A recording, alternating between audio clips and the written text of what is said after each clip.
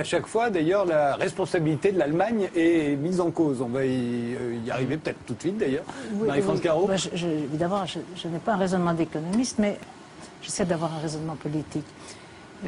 Vous avez, dans un livre ancien, exprimé la difficulté de voir les événements tels qu'ils sont. Vous parlez à Edgar Morin, là. Oui, et non pas tels qu'on voudrait qu'ils soient.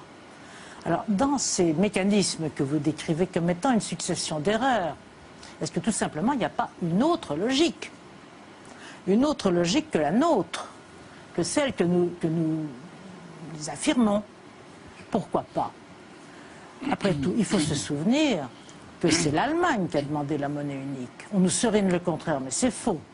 C'est le chancelier Kohl qui, au moment de la réunification, a écrit d'ailleurs une lettre à François Mitterrand, qui était président du Conseil européen, pour lui demander à le voir avant le sommet de Dublin, parce qu'il avait besoin de l'union politique et monétaire le plus rapidement possible pour des raisons de politique intérieure.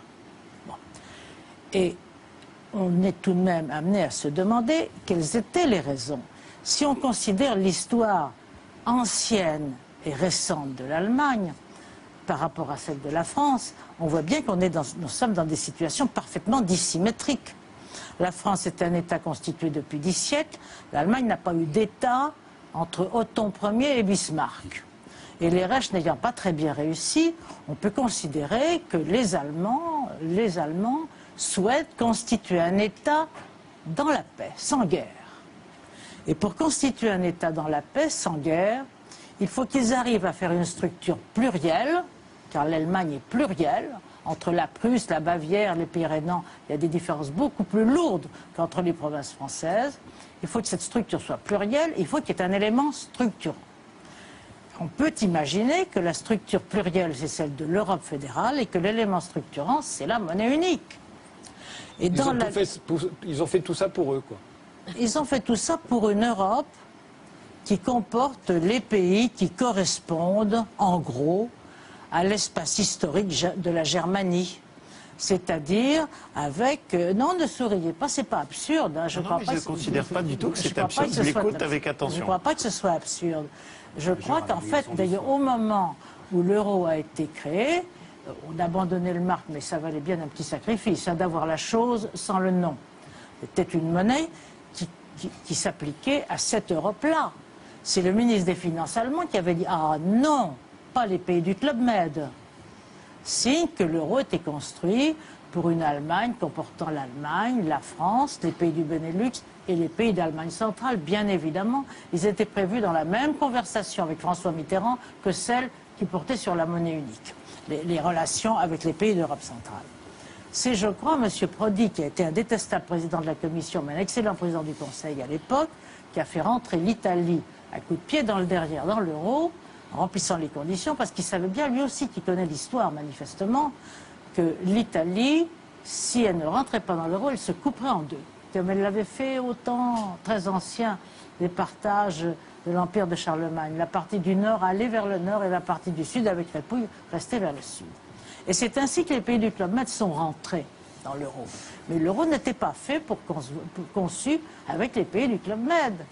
Alors la position de l'Allemagne, elle est maintenant très... Si cette idée, que je schématise abusivement, bien entendu, pour la rapidité de la conversation, mais si par hasard cette idée, qui est plausible, correspond à un schéma allemand, alors il ne faut pas s'étonner de ce qui se passe.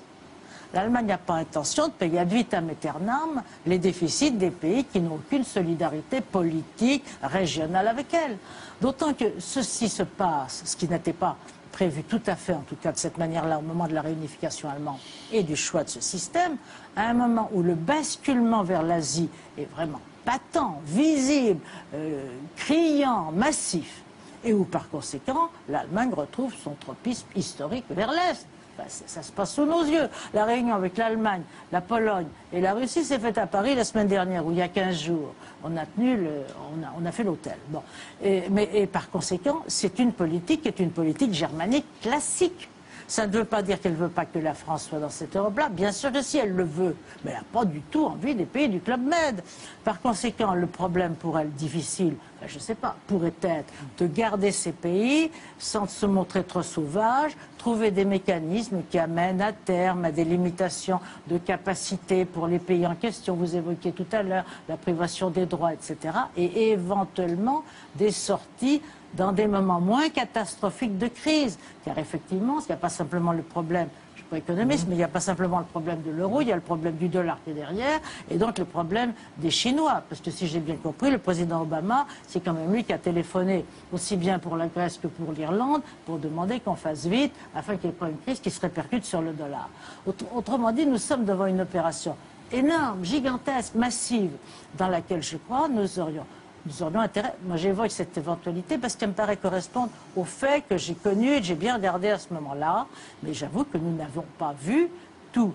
Et d'autre part, ce qui gêne beaucoup la France dans cette situation-là, pardonnez-moi, je ne fais pas de capable, c'est un problème juridique que je n'avais pas vu. L'Allemagne veut être souveraine. Elle se fait souveraine. La Cour de Karlsruhe, qui est garante de la souveraineté allemande, le dit expressément dans toute une série d'arrêts. Et pendant ce temps-là, nous, comme des imbéciles, il n'y a pas d'autre mot, nous avons aliéné notre souveraineté dans les traités européens. Mais pourquoi l'avons-nous aliénée? L'Allemagne combine bien les traités européens avec l'affirmation de sa souveraineté. Pourquoi nous sommes assez stupides pour aliéner notre souveraineté dans les traités européens? Véritablement, c'est incompréhensible. Ce n'est pas la peine d'être le pays le plus intelligent du monde pour se conduire d'une manière aussi bête.